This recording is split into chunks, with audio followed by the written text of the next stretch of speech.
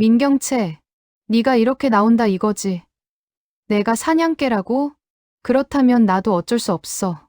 나를 배신한 대가를 똑똑히 보여줄게. 민강유통부터 박살내줄까? 아니면 구속부터 시켜줄까? 김선재가 민경채를 향해 이를 갈았는데요. 김선재가 이렇게 분노한 것은 방금 전 민경채가 스텔라장에게 털어놓은 속마음을 들었기 때문인데요. 사냥철이 지났으니 사냥개는 잡아먹든 내버리든 해야죠. 수화기 너머로 들리는 민경채의 목소리가 김선재의 귀를 찢어놓았습니다. 그는 민경채에게 선물로 줄 꽃마저 떨어뜨렸어요.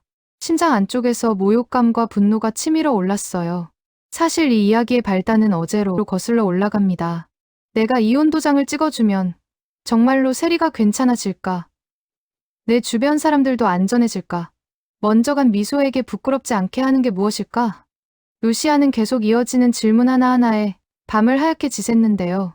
의자 등받이에 등을 붙였다가 떼기를 수십 번, 물을 마셨다가 내려놓기를 또 수십 번 반복했어요. 머릿속은 모래시계처럼 자꾸만 흘러내렸습니다. 민두식 회장이 사라졌고 그 실종의 범인은 민경채였고 그리고 그 판의 도안을 그려준 사람이 스텔라장이라는 것까지 루시아는 알고 있었는데요. 어떻게 해야 할지 혼란스러운 마음을 정리하고 있는데 김선재가 찾아와 서류 하나를 던졌습니다. 루시아를 엄마처럼 따르던 세리가 루시아가 누구인지 알게 되면 배신감의 미소처럼 옥상에서 몸을 던질지도 몰라. 그 비열하고 차가운 말투가 더 잔인하게 느껴졌는데요. 김선재의 협박에 루시아의 심장도 쪼그라들었어요. 다음 날 루시아는 결국 이혼 서류에 도장을 찍어줬습니다. 김선재는 서류를 받아들고 나갔습니다. 문 밖을 나서는 순간 그의 얼굴은 세상을 다 가진 얼굴이었어요. 그런데 그 의기양양했던 얼굴이 세상의 분노를 다품은 모습으로 바뀌는 데까지는 채 한 시간도 걸리지 않았어요. 김선재가 민경채를 만나서 이혼 서류를 건네려는 순간 민경채의 전화기에서 벨이 울렸거든요. 전화를 건 사람은 스텔라장이었어요. 스텔라장은 민경채가 전화를 받는 순간 김선재를 제3자 통화 추가를 눌러 김선재도 전화 통화를 들을 수 있게 하였어요. 스텔라장이 민경채에게 김선재 어떻게 할 거야? 설마 결혼하려고? 라며 대놓고 물었고 김선재가 듣고 있다고는 눈치채지 못한 채 민경채는 웃음을 섞어 대답했죠. 결혼이요? 말씀드렸잖아요. 그럴 일 없다고. 사냥철이 지났으니 사냥개는 잡아먹든 내버리든 해야죠. 민경채에 드러난 속마음이 김선재의 가슴을 산산히 부셔놓았어요. 그의 얼굴은 심하게 일그러졌고 떨리는 손으로 전화를 끊었는데요. 끝없는 분노는 앞으로 불어닥칠 태풍의 눈이 되었어요. 나를 이용하고 버리겠다. 그렇게 나오겠단 말이지? 그럼 나도 생각을 바꿀게. 민강유통을 박살내주지. 내가 못 가지면 누구도 가질 수 없어. 김선재의 눈빛이 타올랐어요. 전화가 끊기고 스텔라장이 김선재를 불렀어요. 들었지? 민경채는 원래 이래. 필요하면 물고 뜯고 끝나면 삼켜버리지. 김선재는 대답하지 않았습니다. 표정은 굳어 있었고 마음속에선 분노가 타올랐어요. 감히 나를 갖고 놀아? 나를 배신하면 어떻게 되는지 끝까지 보여주지.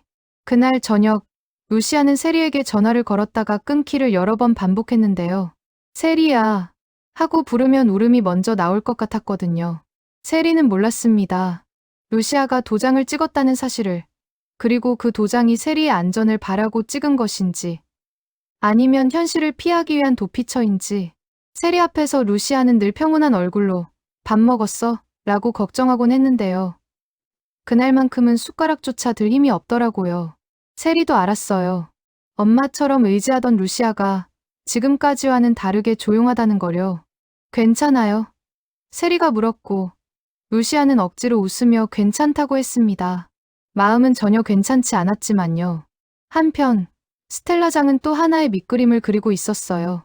스텔라장은 민경채의 치부를 누구보다 잘 알고 있었는데요.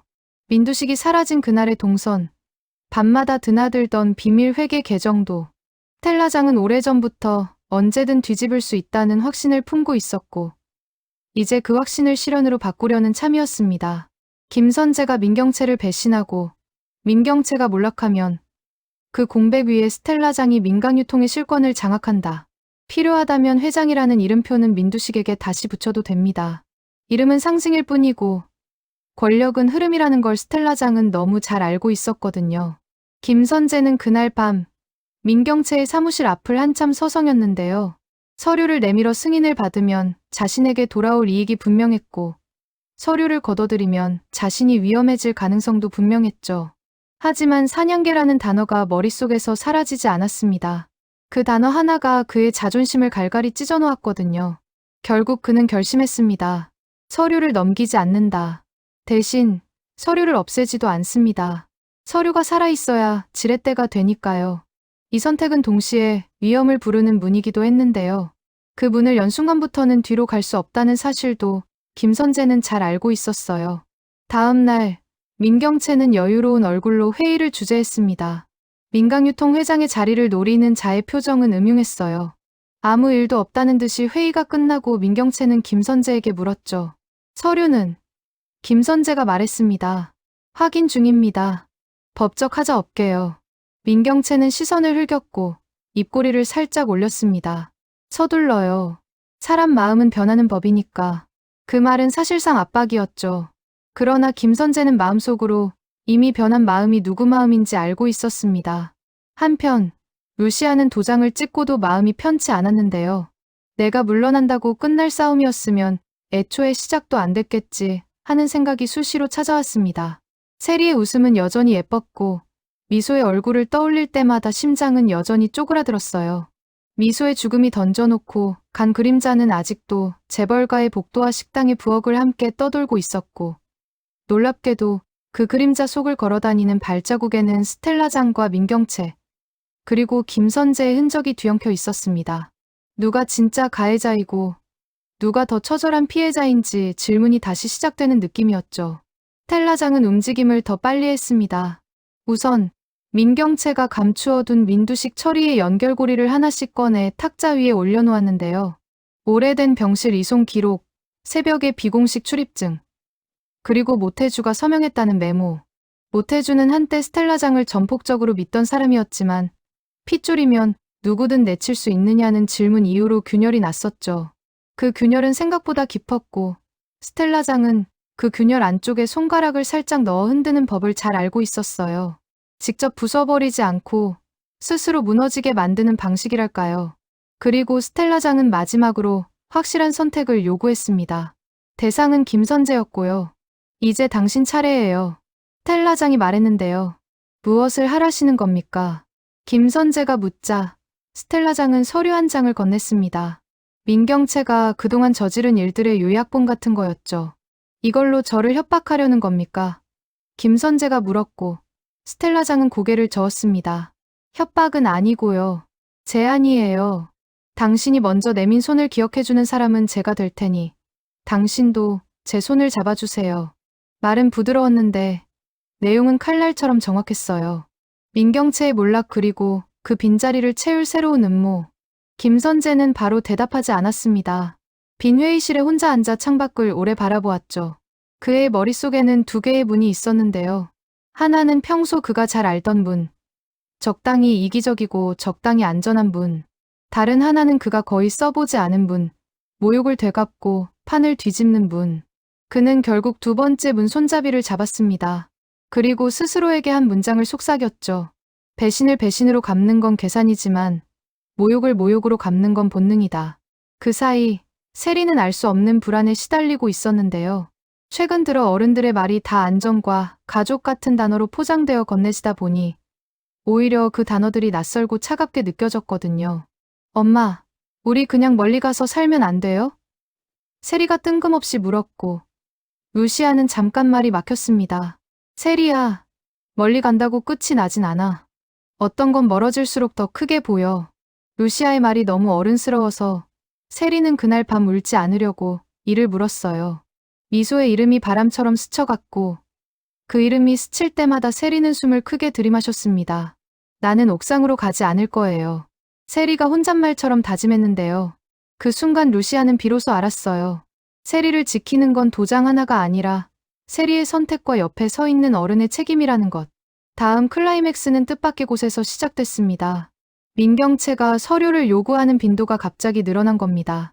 조급함이 티가 나기 시작했죠. 서류 가져오라고 했죠. 법무팀 검토에 시간은 내가 사요. 이런 대화가 매일 반복됐는데요. 그러던 중 스텔라장이 작은 폭탄을 탁하고 던졌습니다. 민세리의 유전자 검사가 조작되었다는 정황 예전에 불일치라는 붉은 도장이 찍힌 공식 결과가 있었고 그 결과가 김선재의 손을 거쳐 뒤집혔다는 흔적까지. 스텔라장은 이 카드를 민경채 압박이 아니라 김선재 결속의 도구로 먼저 썼습니다. 당신만 알면 돼요. 아직 세상은 몰라요. 그런데 세상은 곧 알게 될 거예요. 누가 누구를 어떻게 속였는지. 스텔라장의 말은 어떤 선언처럼 들렸습니다. 진실을 이용하지 않겠다고 말하던 입술이 이번엔 진실을 폭발시킬 준비를 하고 있었거든요. 김선재는 스스로도 놀랄 만큼 차분해졌습니다. 계획은 간단했습니다. 첫째, 이혼 서류를 끝까지 들고 간다. 둘째, 서류를 미끼 삼아 민경채의 진짜 약점을 끌어낸다. 셋째, 마지막 순간에 서류를 꺼내지 않는다. 그러면 민경채는 공백 속으로 떨어지고 스텔라장이 약속한 새 질서가 열리죠. 단, 변수는 항상 존재합니다. 변수 1 민두식, 변수 2 모태주, 변수 3 세리. 특히 세리는 이제 더 이상 누군가의 보호막 속에서만 울던 아이가 아니었거든요. 스스로 선택을 말하는 사람이 되어가고 있었죠. 그리고 운명의 날, 또 하나의 통화가 잡혔습니다. 이번엔 스텔라장 민경채, 그리고 멀리서 듣는 김선재의 구도였어요. 스텔라장이 물었습니다. 이혼 서류만 받으면 다 끝날 거라 믿었어요? 민경채는 짧게 웃었습니다. 서류는 시작일 뿐이죠. 스텔라장이 다시 물었어요. 그래서 김선재는 어떻게 할 건데요? 잡아먹어요. 내버려둬요? 이번엔 민경채가 대답을 하지 못했습니다. 침묵이 길어졌죠. 그 침묵을 김선재가 채웠습니다. 저는 오늘 누구의 사냥개도 아닙니다. 통화에 합류한 김선재의 목소리가 또렷하게 울렸고 스텔라장은 만족스러운 미소를 지었습니다. 판이 움직이기 시작한 순간이었어요. 민경채는 당황을 감추려 했지만 목소리가 조금 빨라졌습니다. 서류는? 김선재가 말했습니다. 보관 중입니다. 가져오세요. 그럴 생각이 없습니다. 그 짧은 대화로 모든 게 뒤집혔는데요. 권력의 중심에서 너무 오랫동안 안락하게 앉아있던 사람은 의외로 작은 거절 하나에도 크게 흔들리더라고요. 민경채는 결국 자리를 박차고 일어났고 그가 자리를 비운 사이 스텔라장은 미리 준비해둔 발표 자료를 꺼냈습니다. 민 회장의 장기 부재에 따른 임시 체제 전환한 명분은 충분했고 구조는 치밀했죠. 서류 없이도 판을 뒤집는 방법, 스텔라장은 오래전부터 알고 있었던 겁니다. 그 시각 루시아는 세리와 마주 앉아 조용히 밥을 먹고 있었는데요. 세리가 갑자기 수저를 내려놓고 말했어요. 도장 찍었다면서요. 루시아는 놀라서 세리를 바라보았고 세리는 덧붙였습니다. 저 도망치고 싶지 않아요. 엄마가 물러나서 제가 안전해지는 거면 그건 안전이 아니에요. 세리의 말은 떨리지 않았습니다. 어른처럼 단단했는데요. 그 말을 듣는 순간 루시아는 깨달았습니다. 싸움의 방식은 달라도 물러나는 것만이 답은 아니라는 거요. 루시아는 조용히 대답했습니다. 그래? 그럼 우리 그냥 버텨볼까? 네가 내 마음을 알아준다면 말이야. 밤이 깊어갈수록 모두의 선택이 더 선명해졌습니다. 루시아는 이미 서류에 도장을 찍었지만 그 서류가 어떻게 될지는 아직 아무도 모르고요. 김선재는 서류를 손에 쥔 채로 그러나 결코 내놓지 않기로 마음먹었습니다. 스텔라장은 민경채의 빈틈을 벌리고 그 틈을 질서라는 이름으로 채우려 했습니다. 그리고 세리는 어른들의 피곤한 말들 속에서 자기 언어를 찾기 시작했어요. 나는 살아. 나는 내 발로 서.